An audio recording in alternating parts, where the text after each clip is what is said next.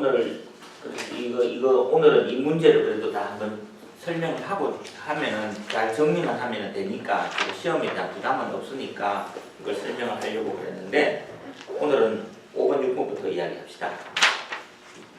왜냐하면은 부활절이니까 그랬는데 지난주에 부활절 지내시면서 부활이 뭐냐 그랬는데 제일 기본적인 것이 기본적이라고 나쁜 건 아니지만 예수를 오래 믿으면은 이런 부활절에 대해 가지고 좀 정리가 돼야 되는 그래 부활의 의미가 깊어지잖아요. 그냥 부활절에 뭐 계란 몇 개 나눠 먹고 뭐 그거는 아니라는 말이죠.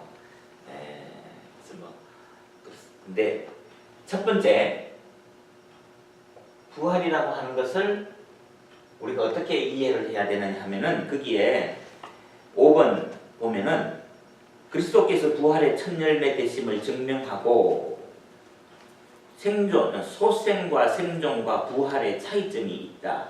그런데 그게 뭐냐? 그랬는데 부활이라고 이야기하는 것을 이야기하기 전에 첫째 소생이라고 하는 게 있다. 근데 이거는 이 소생이라고 하는 것은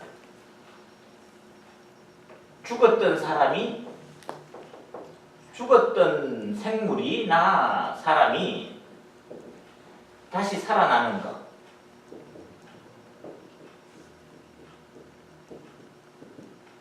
그러면 뭔 말이에요? 이거는 몸이 다시 사는 거죠. 그래서 예를 들면은 엘리야나 엘리사 같은 경우에 구약 성경에서도 죽었던 사람이 여러 사람이 다시 살아났습니다. 그죠? 또 신약에서도 예수님은 장례식에 가시지 않으셨다. 왜냐? 장례식에 갔을 때마다 사람을 살렸잖아요. 그래서 뭐 상식적으로 그죠? 나인성 과부의 아들도 살려주셨고 나사로도 살려주셨고 회당장 야이로의 딸도 살렸다. 근데 이게 다 의미가 있지만 뭐 그런 이야기 다 하면 또 한이 없는데 제가 제일 귀중하게 보는 거는 나인성 과부의 아들.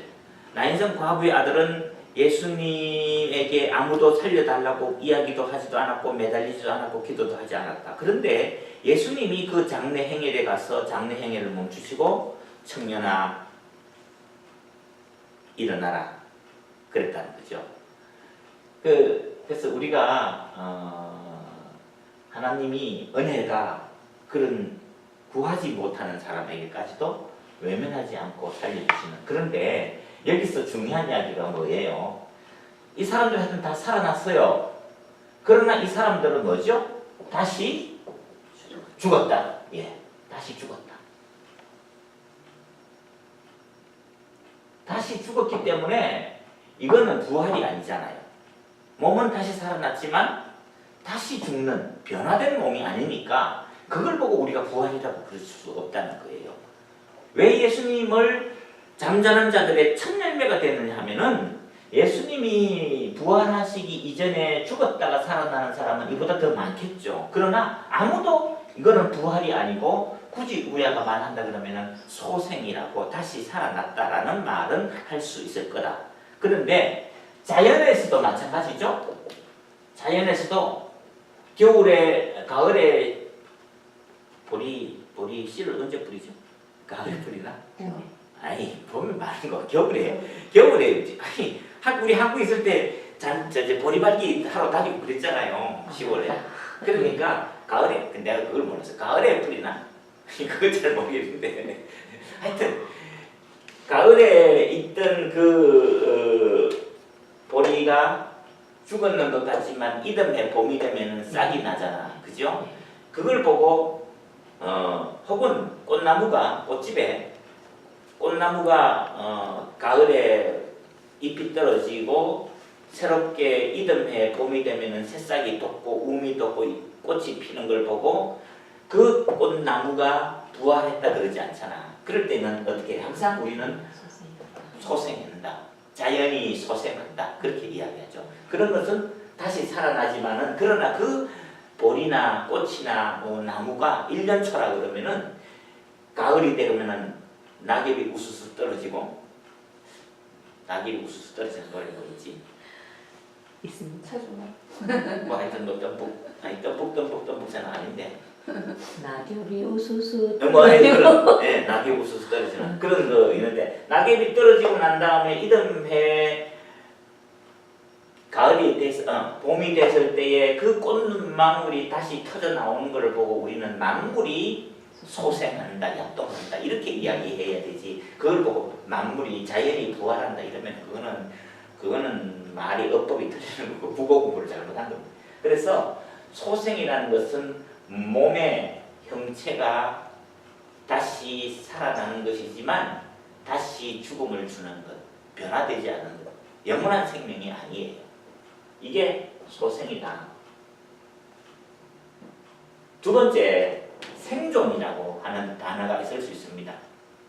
생존. 생존은 이거하고 정반대로 이거는 몸은 살았지만 실제로 영원한 생명이 아닌데 이거는 뭐예요? 정신은 살아나요. 그런데 몸은 없는 거죠. 예를 들면은 식물인간, 그죠? 뇌를 다쳤다든지 뭐 이래가지고 병원에 가서 식물인간이 있는 사람은 죽지 않았잖아. 살았잖아. 그러나 그 사람을 보고 그 사람이 보고 온전한 생명을 가지고 있다는 건 아니잖아요. 특히 이거는 두 번째 이야기하는 것은 정신계에 있어서 전통에 있어서 어떤 것이 좋은 전통이나 정신이 살아있을 때에 그것이 자자손손 대대로 흘러내려가지만 그러나 거기에 몸이 따라 붙는 건 아니죠. 정신은 있지만 몸은 없는 거예요. 그래서 유령 같은 거, 귀신 같은 거, 뭐 이런 것들도 보면은 귀신 살아있잖아요. 그죠? 그러는데 정신은 살아있죠. 그런데 몸은 살아나지 못하는 이런 걸 보고도 우리가 부활이라고 이야기하지 않습니다. 이건 전부 다 뭐예요? 살아있는 거는 살아있지만 하나는 몸만 살아있고 하나는 정신만 살아있는 이런 것을 보고 성경은 부활이라고 이야기하지 않는다. 부활이라고 이야기하는 것은 그래서 고린도전서 15장 20절에서 가장 중요하게 하는 것이 그리스도께서 잠자는 자들의 첫 열매가 되셨다. 첫 열매가 되셨다 하는 말씀은 예수님 이전에 그 어떤 누구도 부활을 했다고 말하지 못하는 것이죠. 다 한 번씩은 죽어야 되는 것이고 몸은 살아있을지 몰라도 정신은 살아나지 못하는 이런 한계가 있는 것을 우리가 부활이라고 이야기하지 못한다. 그러면은 예수님의 부활은 어떤 의미에서 가장 독특한 부활이 되겠습니까? 이거는 여기에서 우리가 생각해야 되는 것이 그 6번이 있는데요. 연속성과 불연속성으로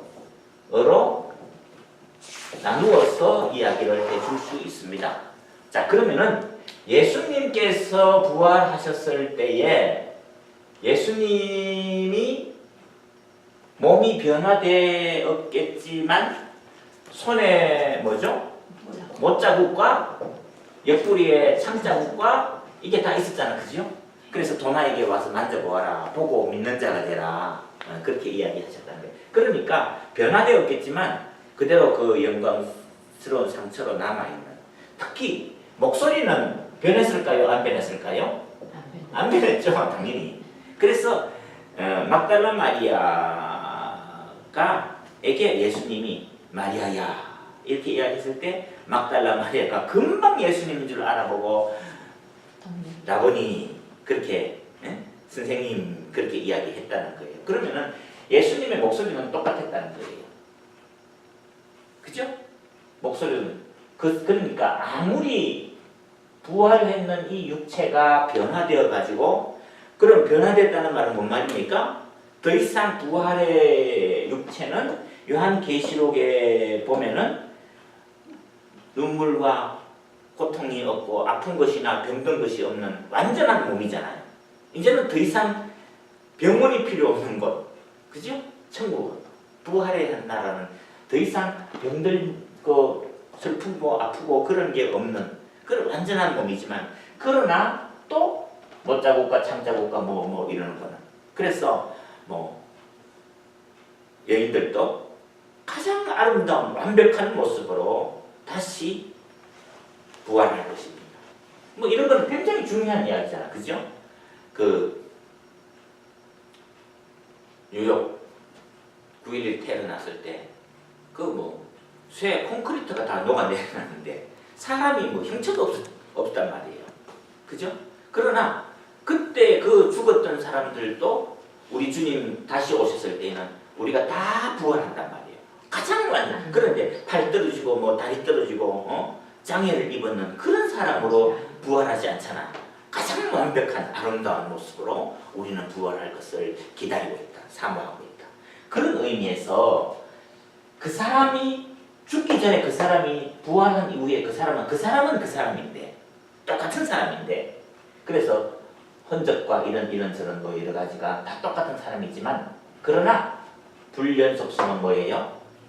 이때의 몸이 이때의 몸과는 달라요. 똑같은 몸이지만 사람은 그 사람이지만 몸은 다르다. 병들거나 아픈거나 뭐 그렇다고 해서 뭐 이때는 몸이 없습니까? 우리가 사도신경에서도 늘 고백하잖아요. 몸이 다시 사는 것과 영혼이 사는 것을 미사옵나이다 그러잖아요.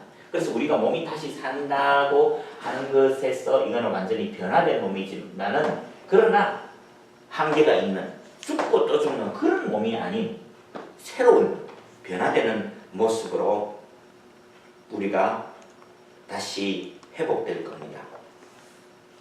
이게 첫 번째 부활의 연속성과 불연속성의 이야기입니다.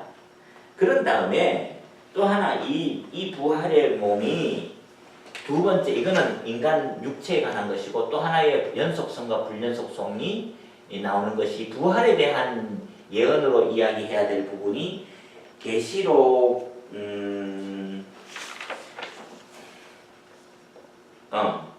그 다음에 오늘 우리가 보아야 될 부분이 계시록 나오기 전에 로마서 8장 21절, 우리가 구원받고 난 다음에 자연이 회복되는 거예요.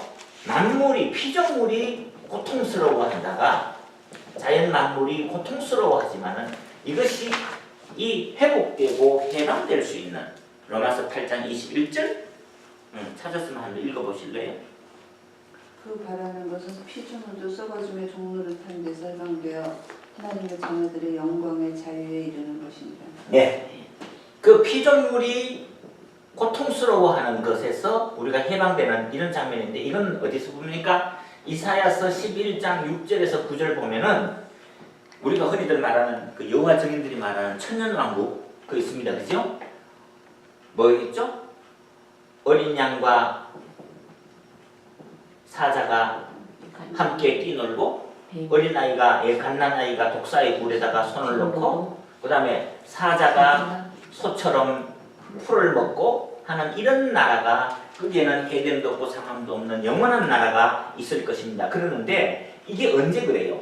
이게 에덴 동산의 회복이에요, 그죠? 에덴 동산의 회복이 된다.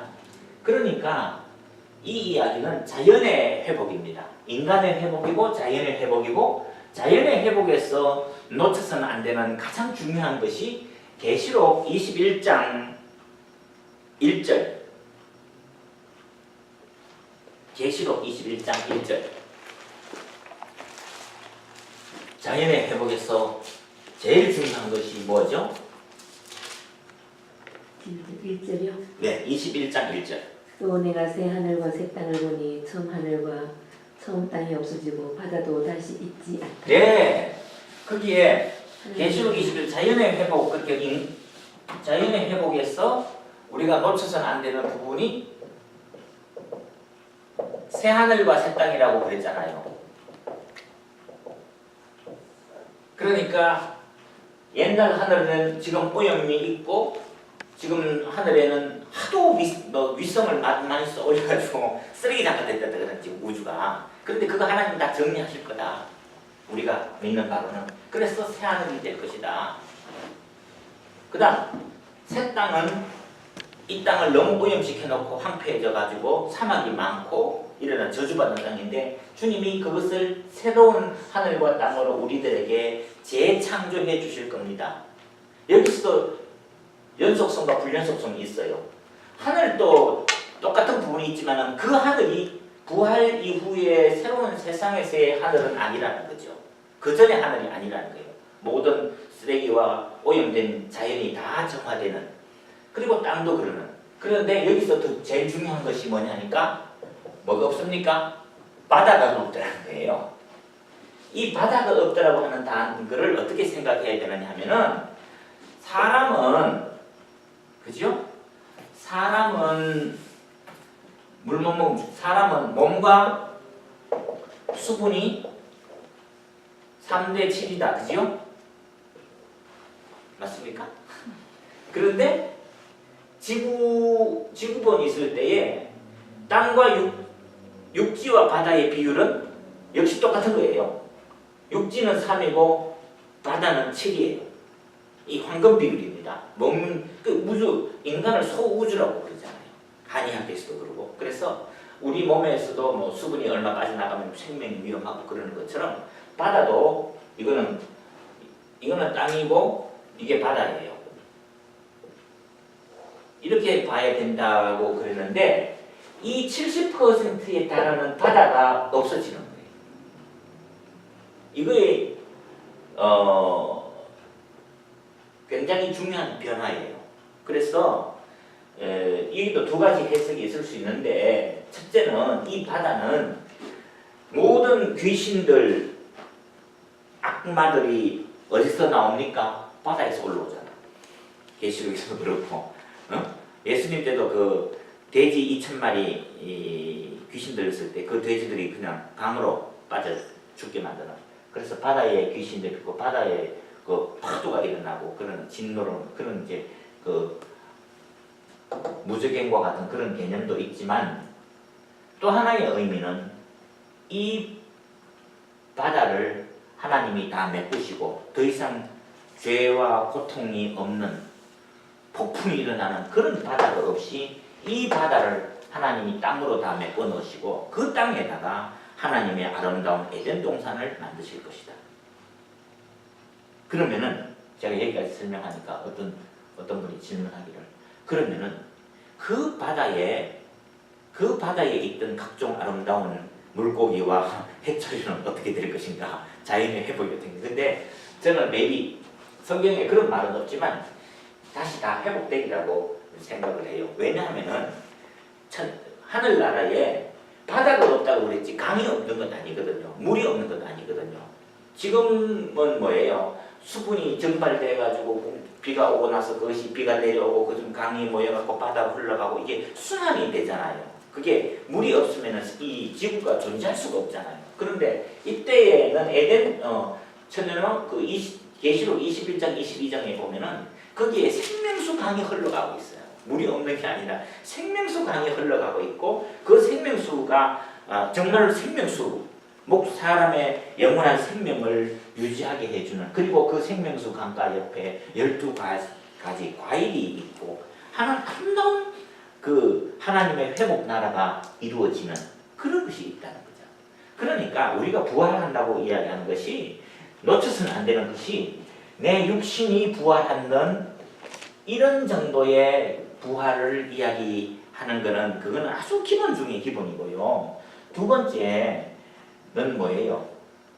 영광스러운 변화예요. 그죠? 이게 회복이에요. 자연의 회복이고. 그 다음에 세 번째로는 뭐냐니까? 그러면은 사람 몸도 영원히 살게 만들어주시고, 하늘과 바다도, 새하늘과 새 땅에 주시고, 하나님께서 자연을 회복시키고 난 다음에 마지막으로 하는 게 뭐예요? 이 우주적인 회복이. 우리를 부활한 그리스도인들이 뭐예요? 이 우주 만물을 다스리시는 하나님의 통치에 참여하게 된다는 거잖아요. 아까 로마서에서도 그런 8장에서 나오는 이야기도 그런 이야기고, 이사야 65장 같은 것들도 다 그런 이야기라는 것이죠. 그래서 이제 이런 부분이 있는데, 그 다음에 또 하나 그래서 자연을 통치를 하는 자연 만물을 통치하게 하는 핸델의 메시아처럼 왕의 왕, 주의 주, 주가 다스리시는 거다 하는 그 찬양을 불렀을 때에 그 찬양, 지구 온 우주를 통치하시는 하나님 왕중 왕의 그리스도 앞에서 우리들도 주님의 분봉왕 정도로 같이 참여할 수 있는 이런 부분이 돼야 된다. 그것이 우리의 부활의 마지막 소망입니다. 그래서 마지막으로 그러므로 우리가 어떻게 돼요? 이 부활을 체험하는 사람들은, 부활의 목격자들은 어떻게 변했습니까? 사도들이, 겁쟁이들이 용감해지고, 두려워하던 사람들이 담대함으로 변하게 되고, 분노하던 사람들이 사랑의 성도가 되고, 그래서 그 이야기는 어디서 있냐? 어린 양과 사자의 난폭함이 없어지고, 어린 양의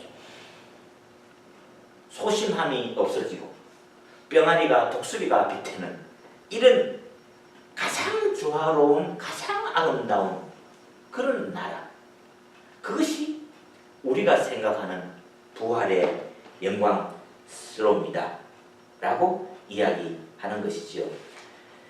그런 의미에서 우리가 마지막으로 본다면은 이 땅에서 이제 아까 우리 그 사모님 읽어야 된다는 그 문화론에서 이야기하는 것이, 그러면은 인간도 변하고 자연도 변하고 우주도 변하면은 마지막으로 인간의 각종 문화,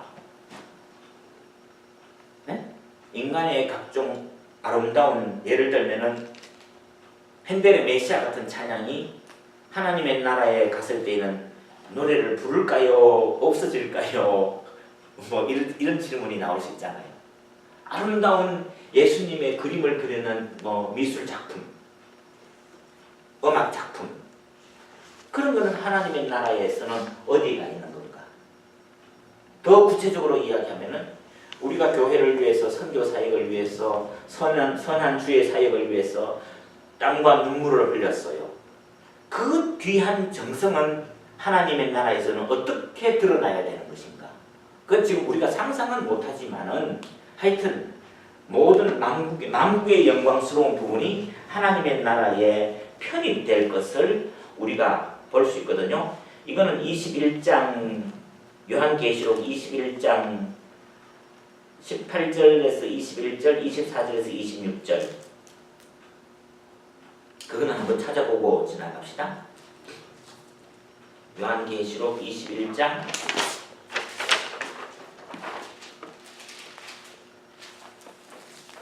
18절이요? 네. 거기는 하나님의 나라가 얼마나 아름다운 12가지 보석이 있다는 것인데, 그 보석이 사람이 만든 보석이 아니잖아요. 그래서 예를 들면은 그 21절 같은 거 보십시오. 12문은 12진주니 문마다 한 개의 진주로 되어 있고, 성의 길은 맑은 유리 같은 정금이더라.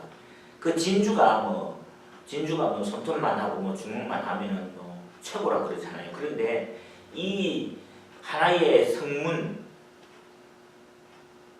같은 거대한 궁궐 같은 성문이 하나님의 만드신 진주로 되어 있는, 그러니까 한 개의 진주. 예, 한 개의 진주로 되는 그런 영광스러운, 그러니까 이 새하늘과 새 땅은 우리가 감히 상상을 못하는 그런 부분이거든요. 그런데 그 밑으로 내려왔어요. 20 해가 달이 쓸데없는 나라, 복락원 같은, 단테의 복락원 같은 거 보면은 해와 달이 필요 없잖아. 하나님이 빛이 되시기 때문에, 하나님이 덕불이 되시기 때문에 그렇다. 그런데 24절, 만국이 그 빛 가운데로 다니고 땅의 왕들이 자기 영광을 가지고 그리로 들어가니라.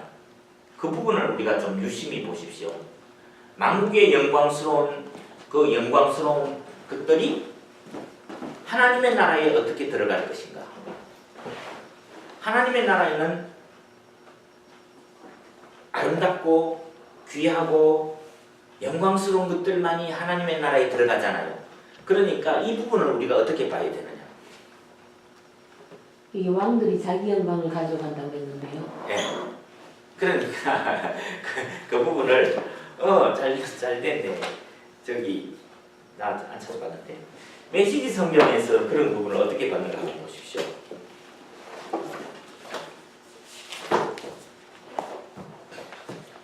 (21장)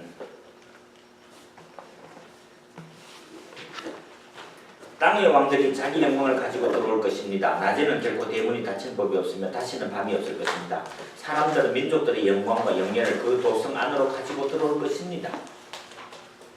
자기 영광, 그게 말한다는 것이 자기 영광을 가지고 들어간다고 하는 말이 자기 스스로 머리에다가 왕관을 뒤집어 쓰고 들어가는 그런 꼴불견이 아니라 뭐예요? 자기 나라에서 가장 영광스러운, 제가 이 부분을 설명할 때 어떻게 하느냐면은 영국 사람들은 핸델의 메시아를 가지고 찬양을 부르면서 들어갈 겁니다. 근데 아프리카 사람들은 핸델의 메시아가 뭔지 모르잖아. 그 사람도 어떻게 해요? 뭐 자기들 보면서 쿤바야 마일로 쿤바야 하는 찬송을 부르면서 뭐 한국 사람들은 뭐 아리랑을 부를 수 있을지는 모르겠지만 하여튼 그 각자의 정서와 취향과 특기가 있는, 그죠? 악기도 하나님의 나라에 우리가 포함이 된다. 그렇게 보면은 이제 그래서 그 인간의 감성을 모아서 하나님께 찬양드리는 그런 아름다운 영광스러운 것들이 하나님의 나라에 편입된다. 그걸 보고 좀 신학적인 용어로 인간 문화의 하나님 나라의 편입이라고, 인간 문화의 하나님 나라의 편입이라고, 우리가 뭐 어디 학교 들어갔는데 편입한다고 그러잖아. 그렇죠? 그래서 인간 문화의 하나님 나라의 편입이라고 하는 단어를 써요. 그런 부분에서 우리가 부활을 이야기해야 돼. 이해를 좀 하면은 부활이 단순히 내 몸이 살아나고 뭐 죽었던 사람이 살아나고 뭐 이런 정도가 아니라 정말로 우리가 하나님의 나라의 부활을 사모하는, 정말로 나도 그 나라의 소망을 가지고 살아가는 그런 것이 우리의 부활의 절의 의미다 하는 그런 부분으로 좀 우리가 이해를 할 수 있다 하는 게 여기 5번과 6번의 해답입니다. 저기 박 집사님은 동영상 보세요. 네. 내가 지금 오늘 시험 문제를 지금 여기서 풀이를 하고 있는데, 모든 저기 이 부분을 보고 인간이 그렇게 변해야 된다 하는 것을 이야기했습니다. 그런 의미에서 본다면은 이 죽음이라고 하는 것이 꼭 인간이 죽는다고 하는 게 저주가 아닙니다. 저주가 아니에요. 왜 그렇습니까? 우리가 한국 가려면은 걸어서 갈 수도 없고 날아서 갈 수도 없잖아. 어떻게 가야 돼요? 비행기 타야 되잖아. 그죠? 비행기 타야 되잖아. 하나님의 나라에 들어갈 때는 인간의 이 부패하고 병들고 그런 사고당하는 이 몸 가지고는 하나님의 나라에 들어갈 수 없는 거예요. 우리가 한국 갈 때에 비행기 타야 되듯이 우주에 갈 때는 우주선을 입어야 되고 우주선을 타야 되고 우주복을 입어야 우주로 날아가잖아. 하나님의 나라에 들어갈 때는 우리가 죽어야 돼요. 이 육신이 죄 많은 병든 결함이 많은 이 육신이 죽어야 돼요. 이게 죽어야 하나님이 변화된 몸으로 씨앗이 하나씩 땅에 떨어져서 썩어야 거기서 새로운 생명이 솟아나는 것처럼, 그래서 우리가 부활이 참 영광스러워진 것이다. 네.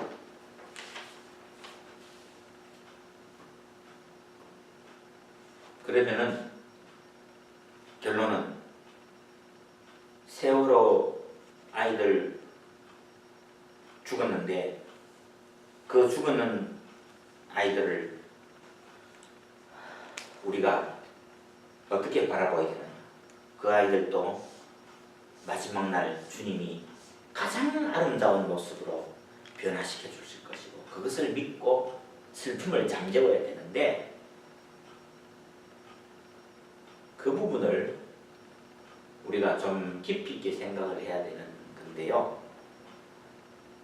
2014년 4월달 그때도 4월 16일날 그게 이제 세월호가 이렇게 됐는데 그때 제가 마침 서울 가 있었었는데 수요일날 목요일날 세월호가 침몰해가지고 그러는데 주일날 부활절날 아침에 부활절 예배를 드리러 가는데 뭐 차 있은지 라디오 듣지요.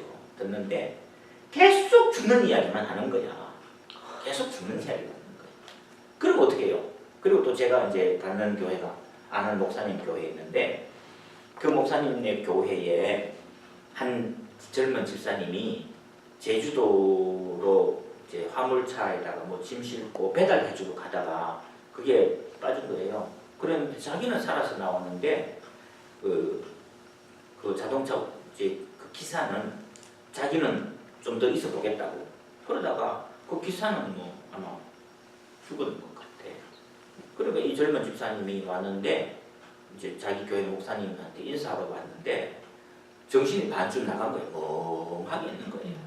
그러는데 이제 뭐 사람들은 막 그 교회 교인들은 막 할렐루야 한 사람 살아왔다고 막 이야기하지만은 또 많은 사람들이 죽고 막 그랬고 하니까 또 죽은 사람들 친척들도 그 교회에 많이 있더라고.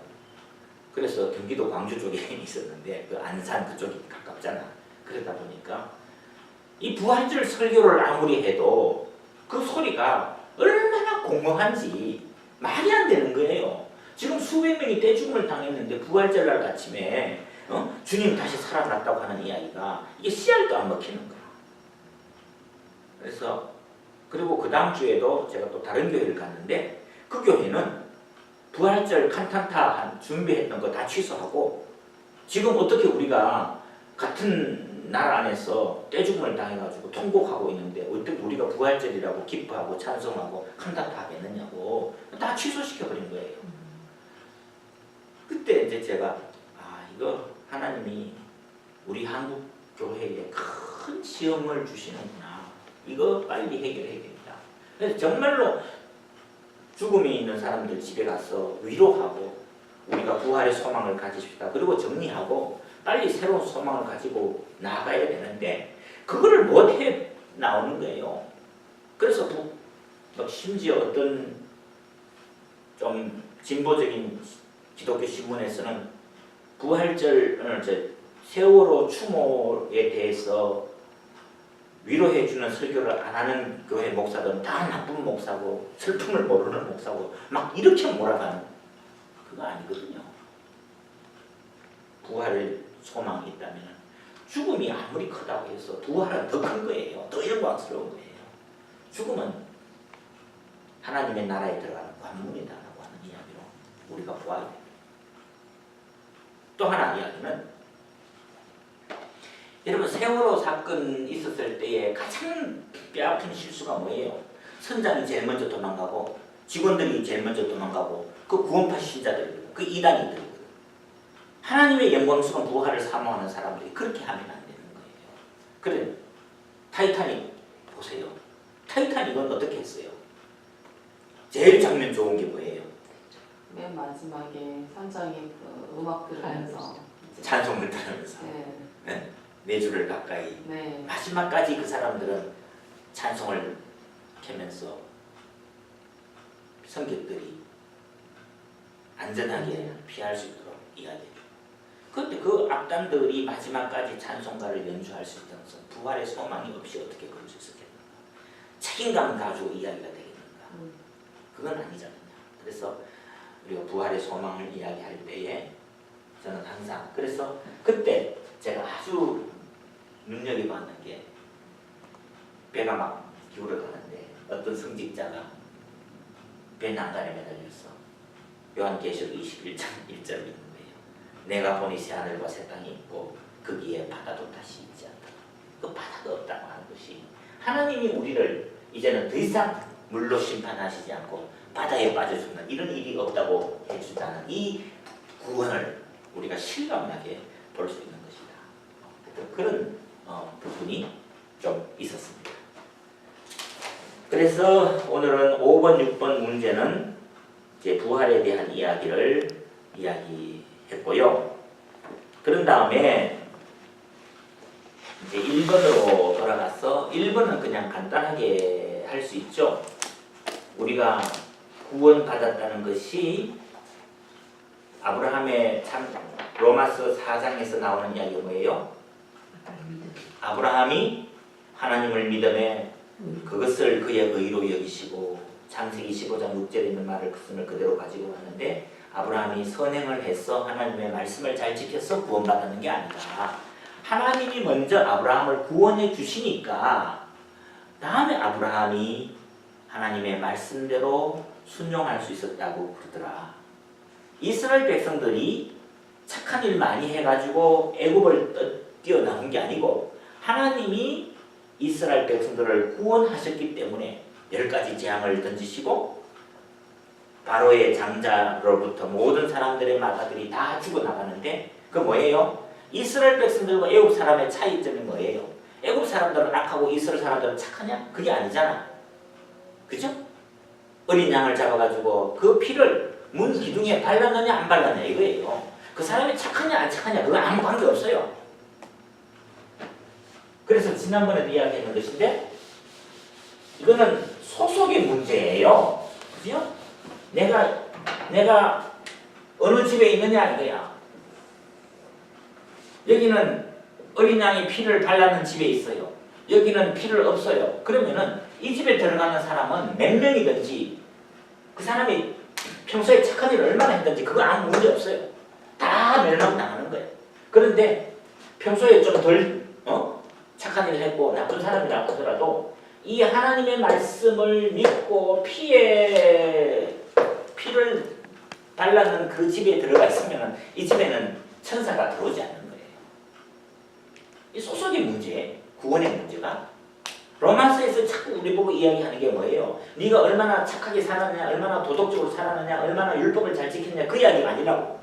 네가 예수 그리스도의 십자가의 죽으심을 믿느냐 안 믿느냐 그 이야기잖아. 그래서 로마서 4장에서 아브라함이 하나님의 말씀을 믿으니 하나님을 믿으니 이것을 그에게 의로 여기시고 이 이야기 사건이 또 어디서 나옵니까? 요한복음 3장에서도 광야에서 놋뱀을 뱀에게 물렸던 사람들이 평소에 뭐예요? 착했느냐 안 착했느냐 성질이 급하냐 안 급하냐 그거 아무 필요 없다. 뭐예요? 산 꼭대기에 있는 뱀을 바라보느냐 안 보느냐 그 문제예요. 그래서 어느 뒤에 소속이 돼 있느냐. 그래서 이것을 로마서 거기 4장은 믿음에 관한 이야기를 이야기했는데 로마서 5장에 가서는 이게 뭐로 나옵니까?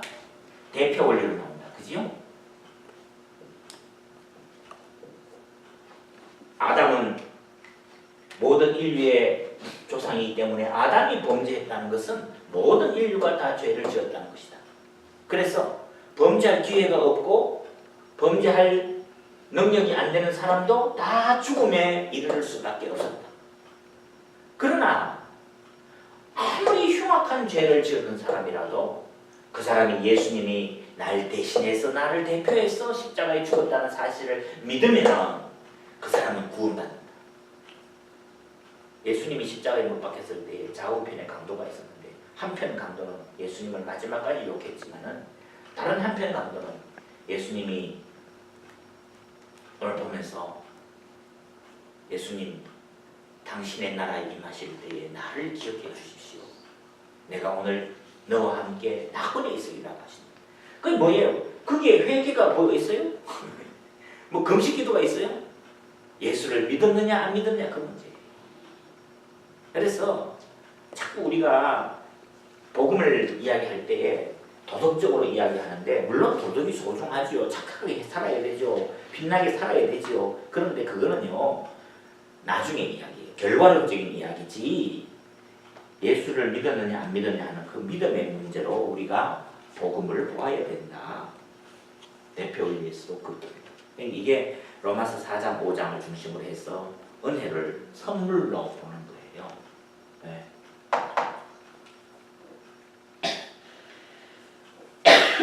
두 번째 문제가 복음은 나의 구원, 개인 구원이 아니라 창조의 완성, 우주의 회복과 구원이 되는 것이고 성도는 하늘나라의 통치에 참여합니다. 아까 부활 이야기 6번 이야기 하면서 좀 했죠. 그래서 우리가 로마서에서 나오는 구원도 그냥 내 혼자 예수 잘 믿고 내가 이대로 살다가 천국 가면 그걸로 족하다고. 누가 그래요? 내 이 나이에 내 이 나이에 제가 그거 뭐 좀 주절주절 달려고 그러다가 이것도 너무 감성적으로 만드는 것 같아서 제가 다 생각했는데 여러분 우리가 이런 문제를 다룰 때에는요 정말로 우리가 그런 생각 좀 해야 돼요. 정말 우리 교회인들도 거의가 60이 넘은 분들인데 60 왔다 갔다 하시는 분들인데 제가 요즘 제가 설교 제일 많이 하는 게 여러분 한 번 사는 인생 이대로 살다가 가야 되겠습니까?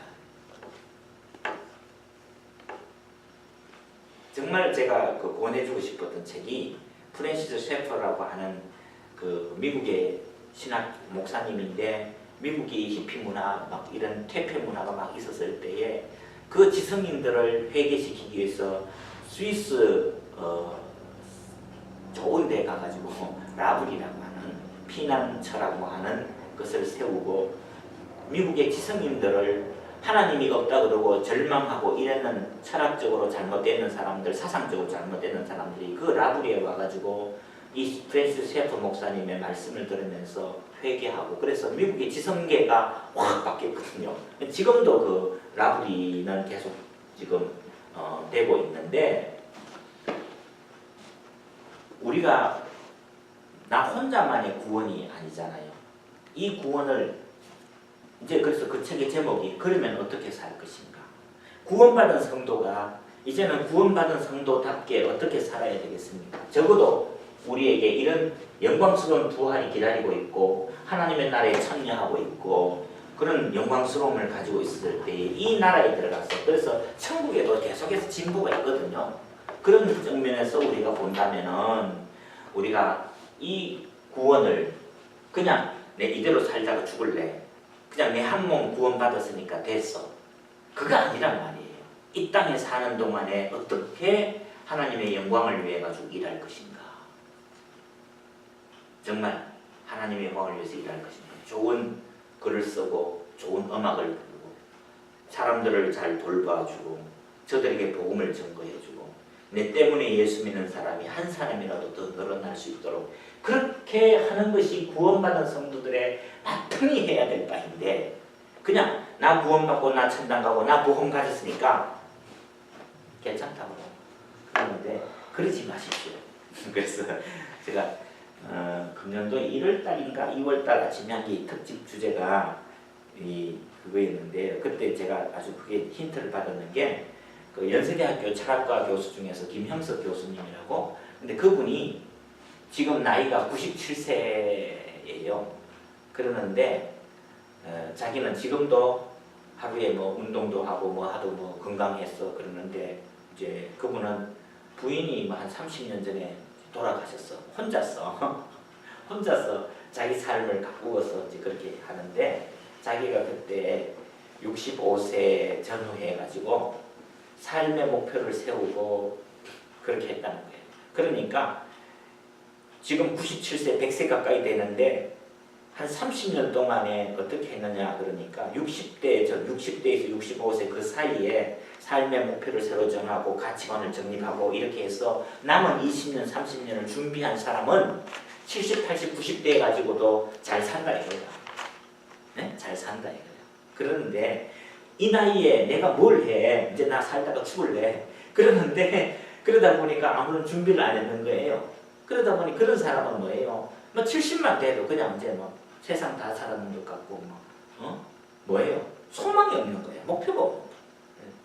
어제도 제가 이 플라즈마 마켓 갔는데 거기 뭐 다 80중 분들 멍하니 나와가지고 할 일이 없는 거예요. 그렇게 살아서는 안 된다. 정말 우리가 삶의 목표를 다시 한번 정립을 하고 그렇게 우리가 가치를 가지고 한번 살아보자. 그런 목표를 이야기해야 되는데 이 부분이 부분에 대해서는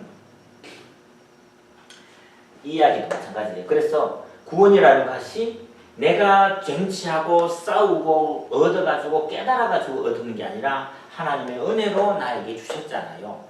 그랬을 때 여기에 내가 이것을 내게로 가지고 오는 게 아니고 오히려 내가 이 속에 들어가는 거죠. 하나님의 우주 구원하는 그게 내가 참여하는 거예요. 영광스러움에 참여하는 거고 그 은혜를 받아 누리는 건데 자꾸만 교회에서는 뭐예요? 이제 박 지사님네 저기 주인 권사님처럼 천국은 침노하는 자가 빼앗는다고 그래가지고 지 혼자 막 들어가서 열심히 하면은 하나님이 그거 해가지고 천국 보내주는 거는 그 성경을 굉장히 왜곡되게 잘못 배웠잖아. 그 가르치는 교회 목사님이 그랬겠지만 구원은 그런 게 아니란 말이야. 하나님의 영광스러움을 내게 베풀어 주시고 내가 그것을 감사함으로 받아들이는 것이고 순종하는 것이고 그러는 것이지 내가 열심을 내가지고 천국에 들어갈 수 있고 내가 부지런하면 천국에서 상급받고 그런 이야기가 아니라는 것이지요. 오히려 감사함으로 감격함으로 보답하는 것으로 하는 것이다 하는 것이 로마서 8장인데요. 특별히 거기에 로마서 8장 같은 데에서 지금 보면은 이 이야기도 그거는 나중에 다시 이야기합시다. 본론적으로 다시 8장을 조금 차근차근 풀어서 가야 되는데 그때 이야기를 하도록 하고 3번 같은 거가요. 이게 조금 수준이 요구되는 부분인데 8장 16절 17절입니다. 구원받은 성도는 하나님의 나라의 상속자잖아. 후사잖아. 그죠? 그래서 그러면은 예수 믿고 난 다음에 구원받고 난 다음에 이대로 살다가 그대로 죽으면 하나님이 영광스럽게 하늘나라에 데리고 가느냐? 그러면은 예수 구원받고 나서는 빨리 죄 덜 짓고 빨리 죽어야 돼요. 그렇습니까? 오히려 17절이 뭐예요? 자녀는 상속자고 상속자니 우리가 그와 함께 영광을 받기 위하여는 고난도 함께 받아야 된다. 이 남은 삶을 고난으로 인도하시는 하나님의 섭리가 뭐냐? 그 말입니다. 근데 이 구절은요 8장에서만 나오는 게 아니라 5장으로 한번 넘어가 보십시오. 5장에서도 우리가 2절, 1절, 2절 특히 중요하지요. 또한 그로 말미암아 우리가 믿음으로써 이는 이 은혜에 들어감을 얻었으며 그 서 있는 은혜에 들어간다는 게 뭐예요? 성전에 들어가는 거잖아. 지성소에 들어가는 거잖아. 하나님과 대화가 되는 거잖아요. 그러니까 전에는 하나님 앞에 나가려고 그러면 제사장만이 나갈 수 있었고 죄인은 못 나갔는데 이제는 하나님이 지성소의 휘장을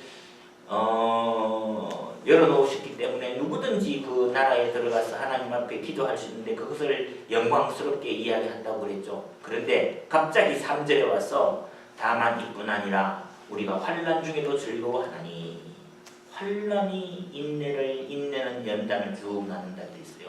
왜 구원받은 성도에게 있어서 그 다음 이야기를 환난으로 설명하시는 건가? 5장도 그렇고 8장 16절도 그렇고 이거는 고린도후서 4장 같은 데 가면은 아주 사도 바울이 아주 심각하게 이야기해요. 고린도후서 4장을 잠깐 보십시다. 사도 바울이 복음을 위해 가지고 얼마나 고초를 많이 겪었느냐. 질그릇의 단임과 같은 자기라고 이야기했는데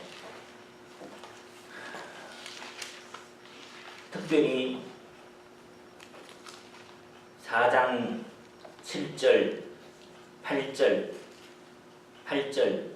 우리가 사방으로 우겨싸임을 당하여도 쌓이지 아니하고 답답한 일을 당하여도 낙심하지 아니하고 박해를 받아도 버림받지 아니하고 거꾸로 때림을 당하여도 망하지 아니하고 온갖 고난과 고통을 당해야 되는데 이 고난과 어려움이 사도 바울이 죄가 많아서 그러느냐?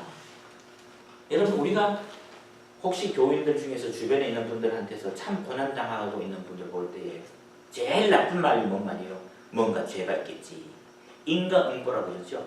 죄 지었으니까 하나님 앞에 벌 받는 것이지. 그럼 욥은 죄를 많이 지어서 고난을 받았어요? 아니잖아. 하나님이 욥을 연단시키셔서 하나님 나라의 정금 같은 일꾼을 만드시기 위해서 연단하시는 거잖아요. 훈련하시는 거잖아요. 여기서도 사도 바울이 죄가 많아가지고 이 고난을 당했겠느냐? 아니잖아요. 하나님이 오히려 지금 그 로마서 8장 17절에 쓰는 것처럼 우리가 그와 함께 영광을 위하여 고난도 함께 받아야 될 것이다. 그래서 이걸 뭐래요? 고난에도 불구하고 우리를 구원하시는 겁니까? 아니에요. 고난으로 인하여서 고난 때문에 우리를 구원하십니다. 특히 여러분 바하 같은 사람이나 또 누구지? 베토벤 말고 모차르트. 아, 모차르트는 뭐 좀 믿음에는 좀 별로였는데 바하 같은 사람들 이런 사람들 그다음에 핸델 같은 사람들 네. 핸델 같은 사람은요 평생을 빚 때문에 고생하고 자녀들이 또 12명을 낳았는데 그 중에서 8명이 다 죽고요. 아내도 죽고요. 그렇게 고생하고 고난당하고 빚에 쫓기고 자식은 많고 돈벌이는 적고 이러니까 그 고난을 받는 이 핸델의 메시아 같은 것도 극심한 고난 가운데서 하나님이 영감을 주셔서 기적같이 했다는 거 아니에요. 바하의 음악도 보면 바하가 얼마나 고난 속에서 있습니까? 다윗이 고난 속에서 압살롬의 배신을 당해가지고 도망다니면서 시편을 쓰면서 하나님의 도우심을 얼마나 사모했고 절감했는가.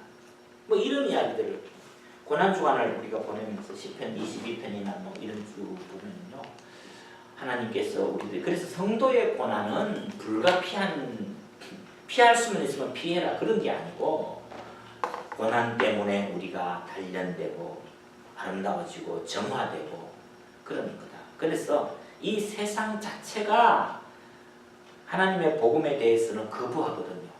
예수님의 십자가의 사역이라는 것 자체가 이 세상에서는 원수된 것이거든요. 세상과 십자가는 원수란 말이에요.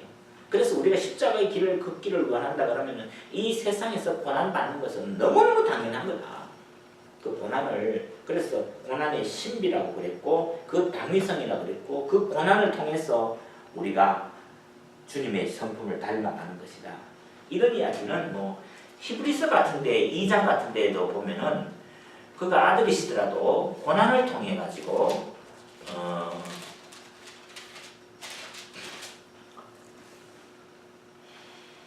2장 9절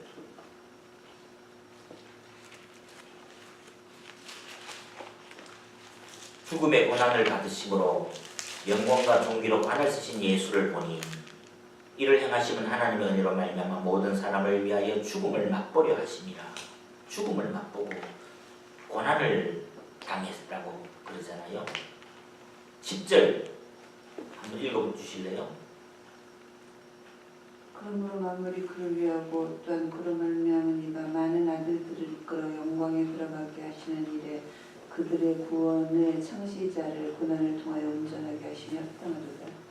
네, 구원의 창시자를 고난을 통하여 온전하게 하심이 합당하도다. 예수님도 고난을 통해서 온전하게 되셨대요. 예수님이 뭐가 부족해가지고 고난을 받고 예수님이 죄를 지어가지고 고난을 받은 게 아니라 우리가 고난을 당하지 않으면 고난이 없이는 이 구원의 진수가 나오지 않는다고 하는 이 역설 신비가 있다는 거예요. 예수 믿는 사람들이 왜 고난을 그렇게도 싫어할까? 그러면 가만히 들여다보세요. 뭐예요? 어떻게 하면 세상 사람들보다도 좀 더 넉넉하게 여유 있게 내 욕심 채우면서 살 건가? 그거는 구원이 아니잖아요. 그거는 세상 복음이 아니잖아요. 세상이지 복음이 아니잖아요.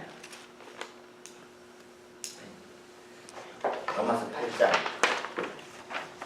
로마서 8장이 왜 그렇게 유명해졌는가 하는 거는 우리가 여러분 기억 한번 지금 로마서 1장부터 7장까지 이야기를 한번 쭉 몇 개를 탁 집어보세요. 그게 오늘 시험 문제가 다 그 말이거든요. 1장에서 3장 20절까지가 모든 인간은 다 죄인이다. 그죠? 유대인도 죄인이고 이방인도 죄인이고 도덕론자도 죄인이고 다 죄인이에요. 그러는데 이 죄를 어떻게 할 것이냐 해결할 방법이 없다. 그러나 3장 21절에 와가지고 그러나 우리 성경에는 그러나가 없지만 원래 원본에는 그러나 하나님의 한 법이 나타났는데 하나님의 구원의 방법이 하나 나왔다. 그것이 예수 그리스도의 십자가의 의로운 죽음이었다. 그런데 이제 4장에 가서 어떻게 나와요? 아브라함의 경우를 이야기하면서 아브라함이 하나님을 믿음에 창세기 15장 6절 4장 1절 2절 3절에서 아브라함이 하나님을 믿음에 하나님이 이를 그의 의로 여기시고 아브라함이 선행을 했는 것도 아니고 할례를 받았는 것도 아니고 하나님을 믿었다. 하나님을 믿었다. 그 말은 뭐예요? 하나님을 의지했다는 말도 되지만 더 구체적으로는 하나님의 말씀을 믿었다. 이 말씀이 믿는 대표적인 게 뭐예요? 하나님은 죽은 자 가운데서 사람을 살리시고 없는 데서 부르시는 하나님이다. 그래서 아브라함이 100세가 되고 사라가 90세가 되었을 때에 네가 내년 이맘때에 아들을 낳으리라. 어떻게 아들을 낳아요? 못 낳는데 사라의 몸이 죽은 것 같음을 알고 있는데 그런데도 하나님이 하시니까 아브라함이 그것을 믿었다. 하나님이 그것을 아브라함의 의로 하나님과의 관계 속에서 바르게 되는 하나님을 의지해서 바르게 설 수 있는 그런 믿음을 구원하셨다. 또 하나의 좋은 예가 뭐예요? 이삭을 번제물로 바치라 그랬을 때에도 이삭을 바치는데 두려움이 없었다. 준전함이 없었다. 어떻게? 하나님은 100세 된 아브라함의 죽은 몸 같은 데서 이삭을 주시는 하나님이 죽었던 사람에게서 왜 살릴 수 없겠느냐? 제 가운데서라도 하나님은 아브라함의 이삭의 생명을 살려줄 것이다 라고 하는 것을 믿는 그 믿음, 그것이 아브라함의 구원의 큰 원리와 도리였다. 그러니까 지금 뭐예요? 지금 이야기하는 것이 아브라함이 얻은 구원은 뭐예요? 은혜요 선물이다. 이렇게 봐야 되죠, 우리가. 그죠? 일한 삭시 아니다. 보상이 아니다. 그 이야기예요. 그래서 의로움을 가지고 있었다. 그게 아브라함의 4장이에요. 그런데 그 아브라함의 4장의 이야기가 그러면은 아브라함의 믿음이 어떻게 2000년 후에 3000년 후에 동양에 살고 있는 나 같은 죄인을 구원할 수 있느냐? 이 물음이 부딪히는 거죠. 이 물음이 어떻게 해결이 돼야 돼요? 대표 원리가 나오는 거죠. 대표 원리가 1번이 그 문제예요. 시험 문제 1번이 그 문제죠. 아브라함이 에덴 동산에서 하나님의 말씀을 어기는 것이 죄라. 죄가 뭐냐? 그랬죠? 나쁜 짓 하는 게 죄냐? 아니다. 하나님 없음, 하나님을 거부하는 것, 하나님의 말씀을 무시하는 것, 그게 죄인 거라. 그랬을 때 아담이 에덴 동산에서 하나님의 말씀을 거부함으로 죄인이 되었기 때문에 그 죄가 모든 인류에게 다 죽음을 가지고 갔다. 아담이 없었을 때에도 아담의 후손 중에서도 아담이 태어나지 않았을 때 아담 때에 태어나지 않았던 수많은 인류들도 아담의 자손이었기 때문에 아담의 죄를 유전받아가지고 다 죄인이 될 수밖에 없었다. 그래서 그 이야기 했죠. 아브라함, 모든 사람은 죄인이다라고 얘기했을 때 모든 사람이 사람이 왜 죄를 짓느냐 할 때에 어떻게 해요? 사람이 죄를 지어서 죄인이 되느냐? 그게 아니고 뭐죠? 사람이 죄인이기 때문에 죄를 지을 수밖에 없어요. 사과나무가 열려야 사과가 나무 되는 게 아니라 사과나무이기 때문에 사과가 열리는 거예요. 그게 죄의 유전이고 근본적인 원죄이고 아담의 대표적인 죄다 그랬죠. 대표로. 그러는데 그 아담의 죄에서 우리를 건져주려면은 둘째 아담, 죄인은 안 되는 거예요. 아무 죄가 없는 둘째 아담, 마지막 아담, 제2의 아담이 이 땅에 와서 아담이 지은 죄를 없애주어야 우리도 구원받을 수 있다. 그래서 아담의 둘째 아담으로 오신 분이 바로 예수님이시다 하는 이 십자가의 원리가 하나님의 창조 원리는 아주 중요한 원리입니다. 그게 하나님의 이 세상을 다스리시는 큰 원리다. 그러니까 뭐예요? 우리가 구원받는다는 것이 내가 열심히 노력하고 내가 뭔가를 깨달아가지고 내가 구원을 쟁취해서 내가 믿었기 때문에 구원받는 것이 아니라는 거예요. 어떻게? 하나님이 은혜 주셨기 때문에 나를 건져주셨다. 오늘 이 부분이 로마서 8장에도 아주 중요한 이야기 나온 거예요. 선택의 도리 같은 거, 예정론 같은 거, 그 굉장히 중요한 거예요. 그런 말은 다시 8장에 가서 이야기하도록 하고, 그래서 5장으로 너무 처음에 가서 하나님이 우리를 의롭게 하셨기 때문에 우리가 하나님의 은혜의 보좌에 담대히 나아가서 하나님의 자녀가 되었다. 그래서 우리가 하나님의 백성으로 하나님의 자녀로 구원함을 받았다라고 하는 첫 번째 증거가 뭐예요? 내가 하나님을 아버지로 부를 수 있다는 것. 두 번째, 마음의 평안을 누릴 수 있다는 것. 그 두 번째가 오늘 5장 1절 2절에 나오죠. 하나님으로 더불어서 화평을 누리자. 그 문제가 나오고, 또 하나는 내가 하나님의 백성 되었다라고 하는 것에 있어서 우리가 첫 번째 중요한 이야기는 아들이 됐다는 거예요. 아버지를 부르신다는 거예요. 그것이 로마서 8장에서 15절 너희는 다시 무수하는 종의 영을 받지 아니하고 양자 영을 받았으므로 입양됐다는 거죠. 양자, 입양과 합쳐는 됐다는 말이죠. 우리가 아바, 아버지라 부르짖느니라. 그런데 요즘 성경은 아빠, 아버지라고 부르짖느니라. 아바는 옛날 말이고 아빠가 더 친근한 하나님을 우리가 아빠로 부르느냐. 그러면 난 구원받았다는 거죠. 이런 내 자신을 하나님께 드리는 이런 결정적인 계기가 있어야 돼요. 이게 안 되면은 이 로마서를 아무리 공부를 해도요. 내가 하나님의 백성으로 하나님에게 구원받았고 내가 착한 일을 했느냐 나쁜 일을 했느냐 그 이야기가 아니라 뭐예요? 내가 어디에 소속되어 있느냐. 여기는 죽음의 집이 있고 여기는 생명의 집이라고 그러면은 죽음의 집에서 아무리 착해도 이건 죽어요. 심판받아요. 아까 이야기했죠? 애굽에서 이스라엘 백성이 살았던 집과 애굽 사람이 살았던 사람들인데 이스라엘 집 사람들이 착하기 때문에 구원받느냐 그게 아니라는 거야. 양의 피를 묻혀가지고 기둥에 발랐기 때문에 그 집에 있기 때문에 살았는 거고 여기는 착한 사람 많아요. 응? 애굽에도. 그러나 아무리 착해도 인간은 죄인인 거라. 그렇기 때문에 양의 피를 바르지 않으면 다 죽는 거야. 이것이 하나님의 심판의 원리고 기독교의 생명이라는 거예요. 우리가 왜 십자가를 그렇게 이야기하느냐고요. 이 십자가가 없으면은 이 죄 문제가 창조의 원리 문제가 해결이 안 된다니까. 그래서 십자가가 왜 그렇게 유명하냐. 십자가에 예수님이 7마디 하셨잖아요. 그러는데 자기를 못 받고 죽이려고 그러고 비난하는 사람들에게 어떻게 예수님이 아버지여 저들의 죄를 용서해 주십시오. 자기들 하나님 알지 못합니다.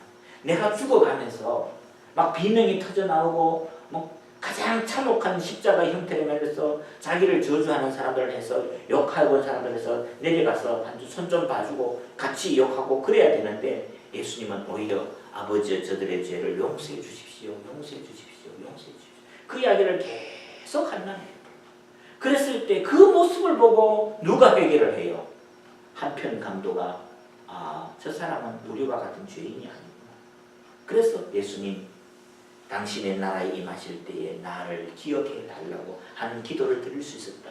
그래서 예수님이 저들의 죄를 용서해 주십시오 하는 그 죄인도 구원하고 아버지 저들의 죄를 용서해 주십시오라고 이야기했기 때문에 그 기도가 하나님 앞에 상달돼가지고 예수님이 33년에 죽었는데 70년 될 때까지 많은 유대인들이 회개하고 하나님께로 돌아올 수 있었다. 그런 기도가 없었으면 예루살렘 금방 망했을 거다. 그러면서 마지막 장면이 기가 막히잖아요. 한편 강도가 회개하고 예수님도 십자가에서 7말씀 말씀하시면서 하고, 그리고 난 다음에 성전 휘장이 찢어지고 아버지여 내 영혼을 아버지 손에 부탁하네다는 이런 장면을 쭉 보면서 그 마지막에 해가 빛을 잃고 3시간 동안 빛을 잃고 휘장이 찢어질 때에 지진이 일어났을 때에 많은 사람들이 다시 소생하고, 마태복음 그런 장면이 막 나오잖아요. 그 모든 걸 보면서 십자가 옆에 있던 로마 백부장이 뭐라고 이야기했죠? 이 사람은 정녕 의인이로다, 하나님의 아들이었도다, 이런 구절도 있잖아요. 그런 걸 보면서 우리가 십자가의 죽음이 기독교의 핵심 중에 핵심, 복음이 뭐냐? 로마서 복음을 한마디로 요약을 하면 사도 바울이 고린도전서 15장 1절부터 3절까지 있는 성경대로 예수께서 십자가에서 죽으시고 장사 지낸 바 되었다가 성경대로 예수님이 부활하셨다. 이 복음의 핵심 원리가 있어야 된다. 우리가 이번 학기에 로마서 공부 이건 여러분 제가 왜 이런 시험 문제 이거를 그렇게 중요하게 생각하죠. 물론 중요하지만은요. 이거는 시험 A 학점 받으려고 문제 내는 게 아니라 이걸 통해 가지고 우리가 평생을 살아갈 수 있는 신앙의 도리를 해야 됩니다. 딱 정리가 돼. 그렇게 되지 않으면은 이게 여기서 해결이 안 되면은요. 교회 가가지고 자꾸 부딪히는 거야. 그래서 우리가 로마서 5장을 읽을 때에 기억하고 싶었던 것이 5장 8절이지요. 우리가 아직 죄인 되었을 때에 그리스도께서 우리를 위하여 죽으심으로 하나님께서 우리에 대한 자기의 사랑을 확정하셨느니라. 이 말은 어떻게 해요? 주님이 우리 죄인을 위해서 대신 천사를 보내거나 다른 사람을 보내지 않냐고, 예수님 당신 스스로가 죄인이 되시가지고 죄인들 속에까지 찾아오셔서 죄인을 위해서 죽으시다는 이 사랑이 우리 마음에 있어야 됩니다. 그래서 그 5장 5절 하나님의 사랑이 우리 마음에 부음바 되니, 하나님의 사랑을 우리가 맛보는 정도가 아니고 먹는 정도가 아니고 그 사랑을 소나기가 쏟아붓듯이 하나님의 사랑에 감격하는 이런 십자가의 원리와 사랑이 우리를 믿음 생활하게 하는 거지요. 신앙의 원리가 절대로 내가 도를 깨닫고 실천하고 순종하고 상받고 헌금 많이 하고 그래서 내가 구원받는 게 아니고 하나님의 사랑에 감격해서 그 사랑이 내게 부음바 됨이 있었다. 그런데 이 부음바 됨을 적용하기 위해서 우리가 빠뜨릴 수 없는, 건너뛸 수 없는 과정이 뭐예요? 고난의 현장입니다. 우리 삶을요, 여러분 고난하고 고생한다 그럴 때 절대로 억울하다고 생각하지 마세요. 희생한다고 그러지 마세요. 정말 나는 이 고난을 때문에 아까 얘기했듯이 세바스찬 바하나 핸델 같은 사람이 생활이 편안하고 안정되고 희희낙낙했을 때에 그런 성과 복이 어떻게 나오겠느냐. 극심한 고통 속에서 정말로 나를 구원해 주실 자가 필요하다고 하는 핸델이 그 상황 속에서, 그리고 핸델의 그 음악을요 영국 왕이요 아주 미워해가지고 국교에서 극장도 잘 안 빌려주고 그랬다. 그런데도 핸델이 메시아를 3주 동안에 200 몇십 페이지라 그럴 때 그 전곡 다 하면 그 찬양을 했을 때 왕의 왕 만왕의 왕 만주의 주가 그가 다스리신다고 그럴 때에 영국 왕이 만왕의 왕 앞에서 내가 어떻게 앉아가지고 그 찬송을 들을 수 있겠느냐고, 그리고 자리에서 벌떡 일어났다는 거 아니에요. 그런 그 영광스러움이 우리들에게 있어야 된다. 우리가 이런 은혜를 받고 살아야 된다. 뭐 하여튼 그런 것이 우리들에게 있어야 되는 것이 로마서 5장에 써 있는데, 그래서 제2아담 그 대표 원리 그게 아주 중요하다고 그랬습니다. 그래서 내가 예수에게 속해 있기 때문에, 나는 예수님이 나를 대신해서 죽었다고 하는 그것을 믿기 때문에 나는 구원받았습니다. 그래서 그러면은 어떻게 해요? 그러면은 우리가 이제는 어떻게 구원받느냐? 로마서 6장의 이야기가 그리스도와의 연합이에요. 내가 그리스도 안에 있고 그리스도는 내 안에 계시고 그리스도가 십자가에 죽었을 때 나도 죽었고 그리스도가 부활하실 때에 나도 부활했다라고 하는 것이 로마서 6장에서 있는 이야기였어. 그래서 6장에서 우리가 기억해야 될 것이 11절, 13절 두 구절이 비슷한 구절인데 뭐예요? 죄에 대하여서는 죽은 자요 그리스도 예수 안에서는 살아있는 자로 여길지어다.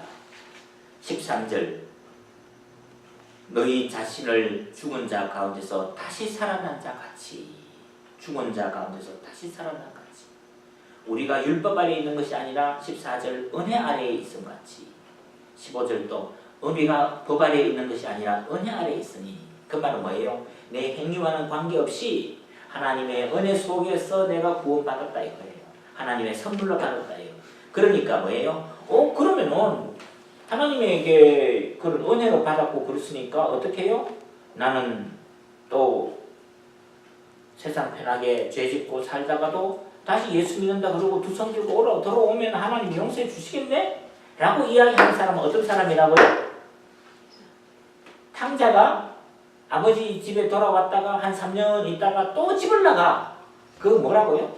아버지의 사랑을 아직도 깨닫지 못한 아버지의 용사심이 아버지가 얼마나 수모를 당하고 아버지가 얼마나 고난을 당하고 동네 사람으로부터는 욕을 먹었는데도 그 수모 당하는 것을 이 아들은 몰라요. 용서의 깊은 맛을 몰라요. 또 튀어나가요. 바울이 뭐라 그랬어요? 그럴 수 없는 거예요.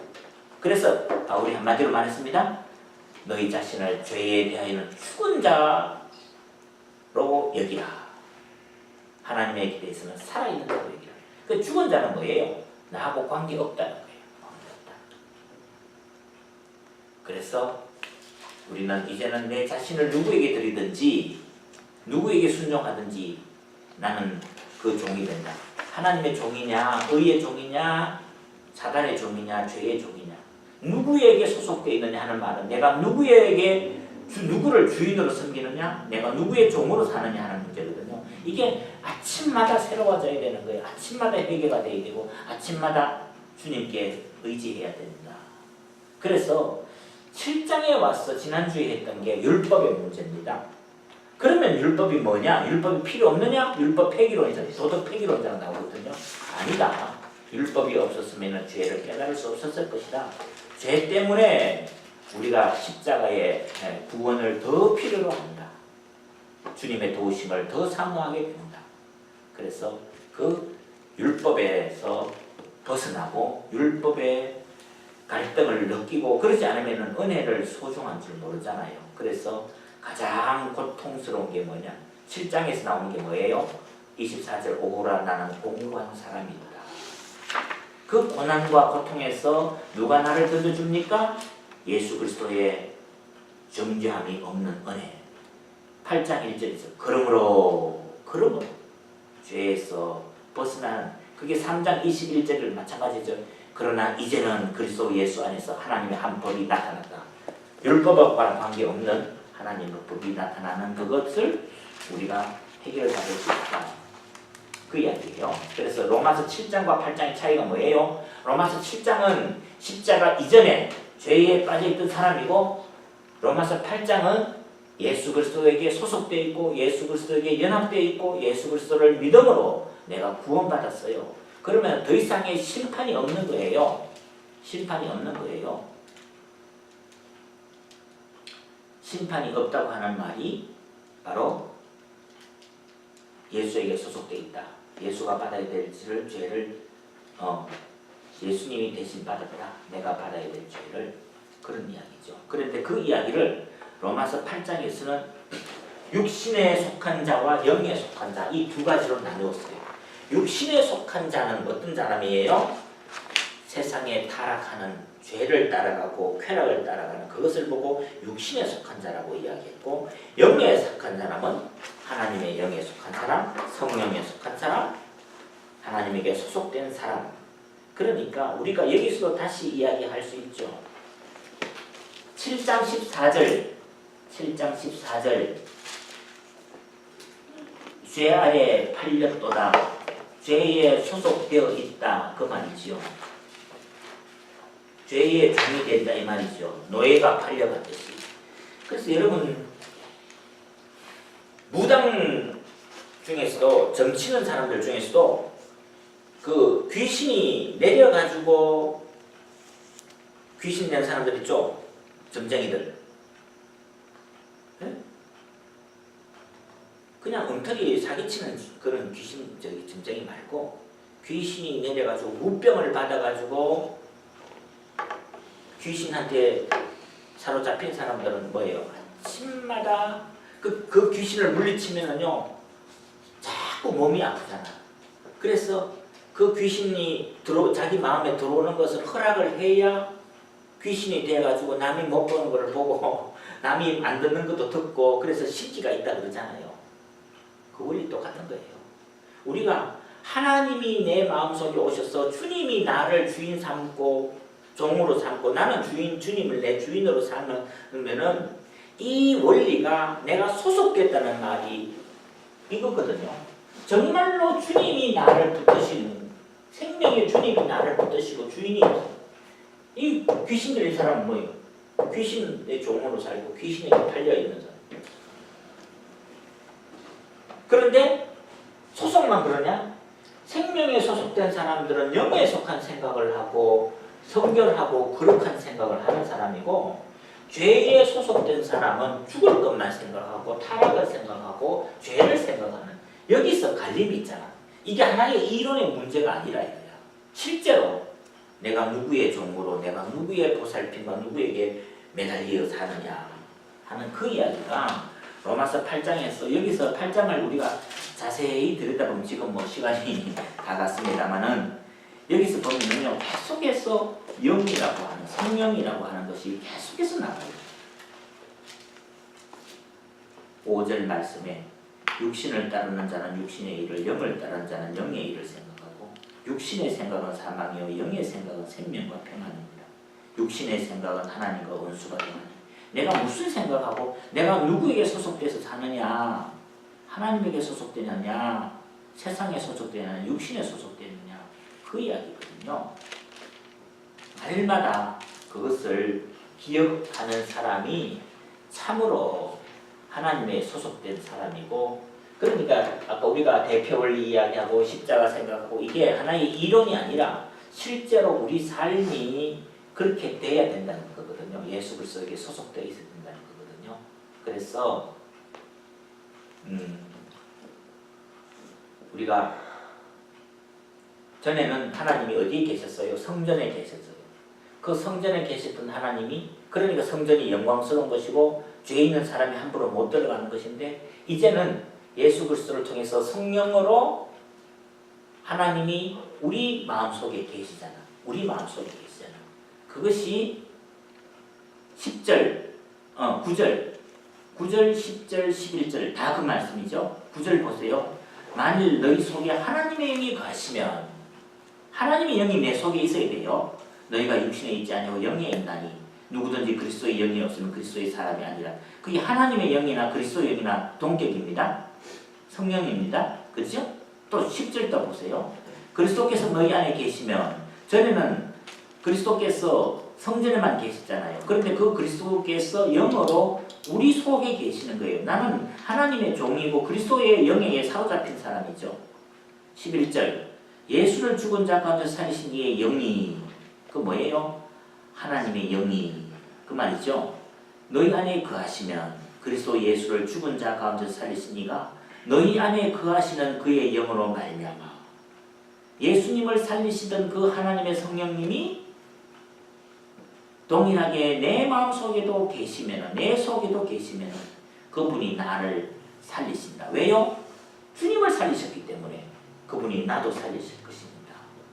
라고 하는 것이지요. 그래서 우리가 하나님의 백성이 되고 하나님의 자녀가 되고 하나님의 양자가 되고 천국을 바라보는 소망 상속자가 되고 그런데 그것은 고난과 함께 오는 것이다. 그런데 만약에 그렇게 하나님의 영을 받아가지고 있는 사람이 힘드는 일을 당해서 여러분 신음하고 고통스러워하고 탄식하면 어떻게 해요? 그거는 믿음 없는 겁니까? 하나님이 그거는 모른 척 하시는 겁니까? 아니죠. 한 절만 봅시다. 8장 22절 피조물이 다 이제까지 함께 탄식하며 23절 그뿐 아니라 또한 우리 곧 성령의 처음 익은 열매를 받은 우리까지도 속으로 탄식하여 천하 만물이 이 고통 속에서 탄식하고 있을 때에 자연 만물만 하지 말아요. 우리도 구원받은 우리도 탄식하고 있어요. 여기서도 이미와 아직이라고 하는 중요한 단어가 나오는데 이미 already 아직은 우리가 구원 안 받았어요. 이미 우리는 구원 받았는데 아직은 완전한 구원이 아니에요. 이미 우리는 구원 받았는데 아직도 탄식하고 있어요. 그런데 그 탄식이 자연 만물도 탄식하지만 우리 성도들도 탄식하고 있어요. 그런데 그 탄식은 기도 이전의 탄식이라. 무슨 말이에요? 26절 보면은 이와 같이 성령도 우리 연약함을 도우시나니 우리는 마땅히 기도할 바를 알지 못하나 제대로 기도가 안 나와요. 걱정이 많아요. 생각이 많아요. 그래서 탄식만 하고 있어요. 한숨만 쉬고 있어요. 그랬을 때 그 탄식을 누가 들으시는 거예요? 하나님이 들으시는 거예요. 성령님이 말할 수 없는 탄식으로 자연의 탄식과 인간의 탄식을 들으시는 그 성령님께서 우리의 탄식을 들으시고 성령님께서 우리를 위하여서 친히 간구하십니다. 예수님이 우리를 위해서 기도한다는 구절도 있는데 그게 중보기도거든요. 성령님께서 우리를 위해서 탄식하며 기도하시는 27절 마음을 살피시는 이가 성령의 생각을 아시나니 이는 성령이 우리 하나님의 뜻대로 성도를 위하여 간구하심이니라. 그래서 우리가 기도할 수 없고 우리가 생각이 많고 우리가 걱정이 많을 때에 탄식하고 있을 때에 하나님이 우리를 위해서 기도하시는 그 음성, 그게 믿음이에요. 그것을 깨달아야 돼요. 그런데 그건 어떤 사람만이 깨달을 수 있습니까? 아까 제가 예를 들었는데 죄인이 악하면 하나님 앞에 회개하지 하나님이 깨닫게 해주지 않으면은 예레미야서 읽은 것처럼 사람이 죽어도 전쟁이 와도 왕이 붙잡혀가도 깨달음이 없어요. 그런데 오늘 로마서 8장에서는 뭐예요? 하나님의 영이 내 마음에 계시고 그리스도의 영이 내 마음에 계시는 우리가 이 하나님의 성령님의 탄식에 대해서 귀가 민감해져요. 깨달을 수 있어요. C.S. 루이스의 순전한 기독교를 누가 했는지 모르겠는데 그 순전한 기독교 정말 우리가 한번 읽어볼 만하거든요. 하나님은 우리 마음속에 깨닫게 해주시는 우리가 평안할 때는 잘 몰라요.